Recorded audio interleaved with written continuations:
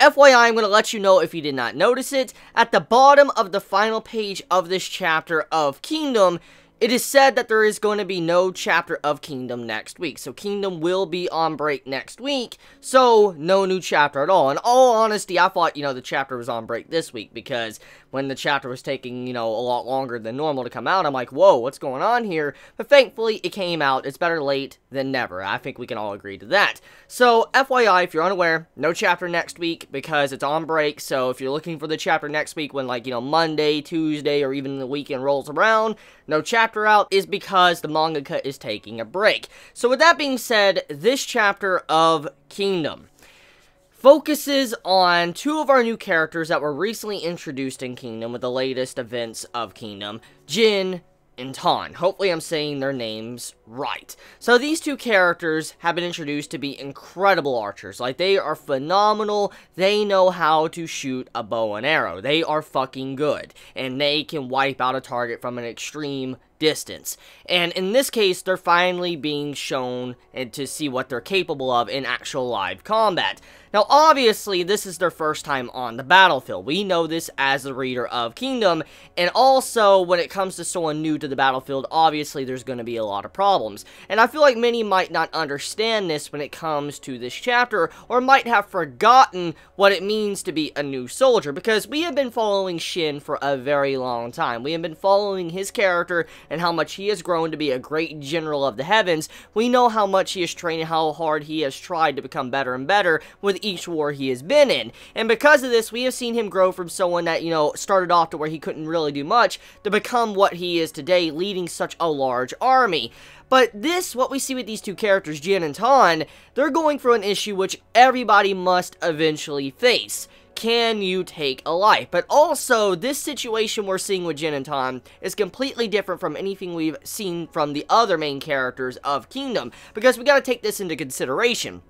Number one, as we know, our main characters we have seen throughout the series, when they kill someone, we know that they've kind of overcome this. They've kind of moved past it to where they can take life. But on top of that, though, when you have a sword, spear, or whatever, and you're fighting in live combat up close and personal, obviously, it's either you're going to die, or you're going to try to survive and kill this person in front of you to save more of your allies. And that's kind of what it comes down to in live combat. Either you're going to take someone's life, or you're going to allow them to take your life. And so this puts someone in a situation where you need to do it. You need to kill someone. But in this case, with Jin and Tan, they're not in that exact same situation as maybe Shin or other characters, because they are far away. They're in a safe distance. Yes, they can be hit by arrows and stuff, but overall, they're a hell of a lot safer than, the normal soldiers on the battlefield.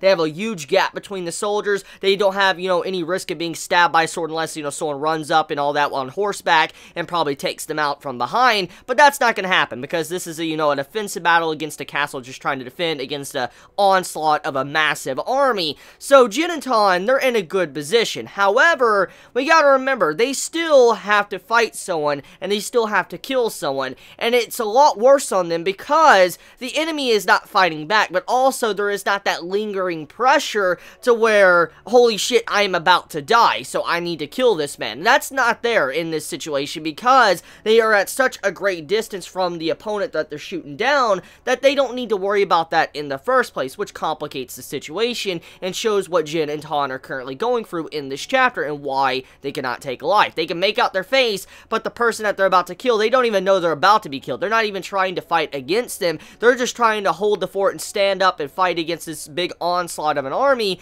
And so when Jin and Tan are having to take these guys as lives, they're realizing, holy shit, we're having to actually kill someone, we're putting them down, and they don't even know they're going to die, and that really could fuck with someone's head. And so in this case, we're seeing what's going on with Jin and Tan and how they have to overcome this issue, and how they are new soldiers of the battlefield, and we need to realize that. Because like I already said, I feel like many might not understand that the reason why these characters are like this is because this is their first big war. This is the first war they're a part of, and obviously they're, they're green. They are not really good at fighting. I mean, they might be good with the bow and arrow, but overall, though, they don't know how real war works, how it actually is all the time. And so since this is their first hands-on experience with war, they don't know how it feels to take someone's life, and now they're starting to understand what they're actually getting into and how they need to do what they need to do for everybody can survive and win this war. So besides that, let's just talk about the skills of Jin for a second. So Jin, that dude's ability with a bow and arrow, holy shit.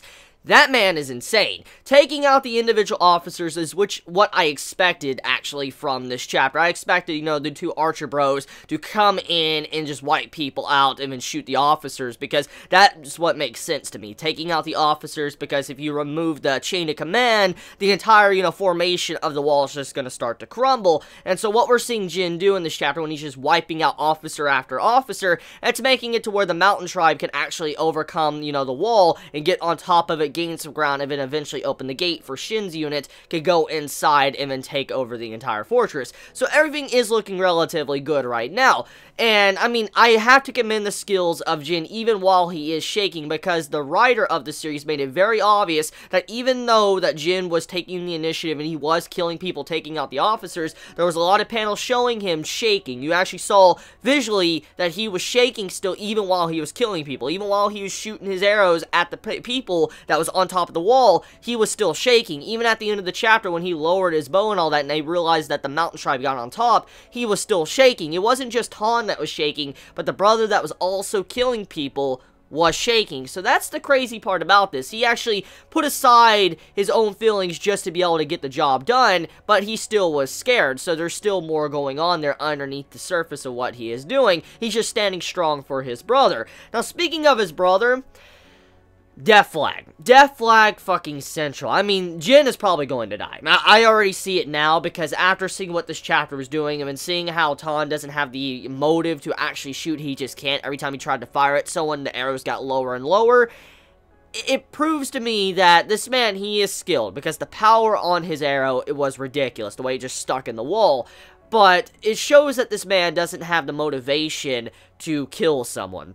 And I feel like if someone important dies in Shin's army, or someone that, you know, Tan knows, or maybe his own brother, I feel like that might motivate him to want to actually never miss a shot ever again, want to take someone down. And so there is a death flag that was planted on Jin's head in this chapter of Kingdom, just because of what was happening and how Tan doesn't want to shoot. So we'll see where that goes. We'll see if one of the brothers dies, but overall, it does seem like these two do have a lot of weight in Shin's army. They are pretty fucking awesome, and if they can, you know, get over this issue to where they can't kill someone, they would definitely be a great asset in future wars to come, if they manage to survive, of course. Because, I mean, if one of the brothers don't die, and they both manage to survive to the end of the series, or for a very long time, I can't imagine what type of shit they're going to be able to accomplish, like this crazy stuff while taking out officers, taking out runaway generals and shit that's trying to run away. I can easily see, like, them being able to do stuff like this, just taking people out on horseback because of the skills we saw in this chapter. So I'm pretty damn excited for it. I really am. Now, besides that, that's about it when it comes to this chapter of Kingdom. It was a great chapter. I loved the chapter, and I loved the point of the chapter, and so we just need to see where it's going to go. But yeah, this is going to be the last chapter review for Kingdom for about 2 weeks now, because there's not going to be any chapter next week. And then we'll have a chapter after that, which depends on how long that takes to translate. So it could be, you know, any time. It could be, you know, maybe Saturday, Sunday, Monday, or Tuesday. But, you know, as always, if the chapter's out and the weekends are early, I always review it on Monday or Tuesday if it comes out on Tuesday. So, yeah, I will not review, you know, Kingdom chapters on the weekend. So, yeah, I'll see you guys in a week and a half, 2 weeks from now for the next chapter review of Kingdom. But, great chapter. Can't wait to see what's going to happen next. I love you all so much. You have a wonderful day or night wherever you live. Please be safe. Chibi out.